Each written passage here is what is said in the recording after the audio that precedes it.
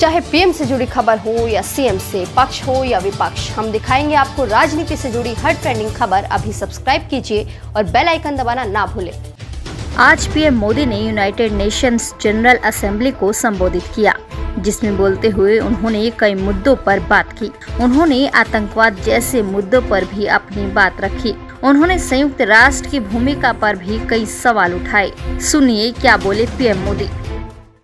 सदी बदल जाए और हम न बदलें तो बदलाव लाने की ताकत भी कमजोर हो जाती है। लेकिन इसके साथ ही अनेक ऐसे उदाहरण भी हैं जो संयुक्त राष्ट्र के सामने गंभीर आत्ममंथन की आवश्यकता खड़ी करते हैं। ये बात सही है कि कहने को तो तीसरा विश्व युद्ध नहीं हुआ, लेकिन इस बात को नकार नहीं सकते कि अनेकों युद्ध हुए,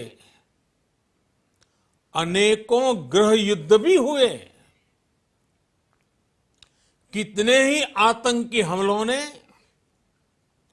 पूरी दुनिया को थर्रा कर रख दिया। खून की नदियां बहती रही। इन युद्धों में, इन हमलों में जो मारे गए वो हमारी आपकी तरह इंसान ही थे। वो लाखों मासूम बच्चे जिन्हें दुनिया पर छा जाना था, वो दुनिया छोड़कर चले गए। कितने ही लोगों को अपने जीवन भर की पूंजी गंवानी पड़ी, अपने सपनों का घर छोड़ना पड़ा। उस समय और आज भी संयुक्त राष्ट्र के प्रयास क्या पर्याप्त थे? पिछले 8-9 महीने से पूरा विश्व कोरोना वैश्विक महामारी से संघर्ष कर रहा है। इस वैश्विक महामारी से निपटने के प्रयासों में संयुक्त राष्ट्र कहां है? एक प्रभावशाली रिस्पांस कहां है? अध्यक्ष महोदय, संयुक्त राष्ट्र की प्रतिक्रियाओं में बदलाव, व्यवस्थाओं में बदलाव, स्वरूप में बदलाव आज समय की मांग है। संयुक्त राष्ट्र का भारत में जो सम्मान है, भारत के 130 करोड़ से ज्यादा लोगों का इस वैश्विक संस्था पर जो अटूट विश्वास है, वो आपको बहुत कम देशों में मिलेगा।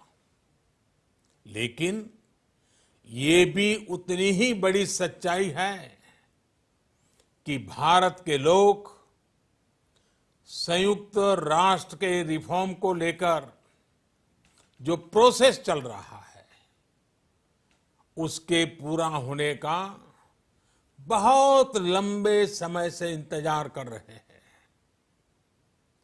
आज भारत के लोग चिंतित हैं कि क्या ये प्रोसेस कभी एक लॉजिकल एंड तक पहुंच पाएगा?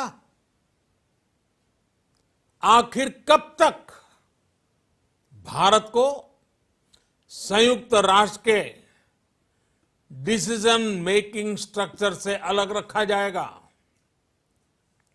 एक ऐसा देश जो दुनिया का सबसे बड़ा लोकतंत्र है, एक ऐसा देश जहां विश्व की 18% से ज्यादा जनसंख्या रहती है, जिस देश ने सैकड़ों वर्षों तक वैश्विक अर्थव्यवस्था का नेतृत्व करने और सैकड़ों वर्षों की गुलामी दोनों को जिया है। अध्यक्ष महोदय, जब हम मजबूत थे तो दुनिया को कभी सताया नहीं। जब हम मजबूर थे तो दुनिया पर कभी बोझ नहीं बने। आखिर कब तक इंतजार करना पड़ेगा? हम पूरे विश्व को एक परिवार मानते हैं। यह हमारी संस्कृति, संस्कार और सोच का हिस्सा है। भारत वो देश है जिसने शांति की स्थापना में सबसे ज्यादा अपने वीर सैनिकों को खोया है।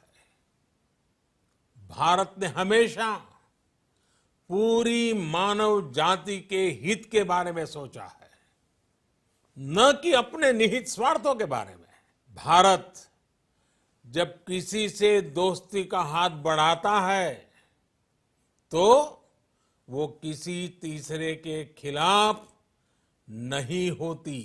भारत जब विकास की साझेदारी मजबूत करता है तो उसके पीछे किसी साथी देश को मजबूर करने की सोच नहीं होती। इस खबर में बस इतना ही। खबर को लाइक और शेयर जरूर करें और अपनी राय कमेंट बॉक्स में जरूर दें और चैनल को सब्सक्राइब करना ना भूलें।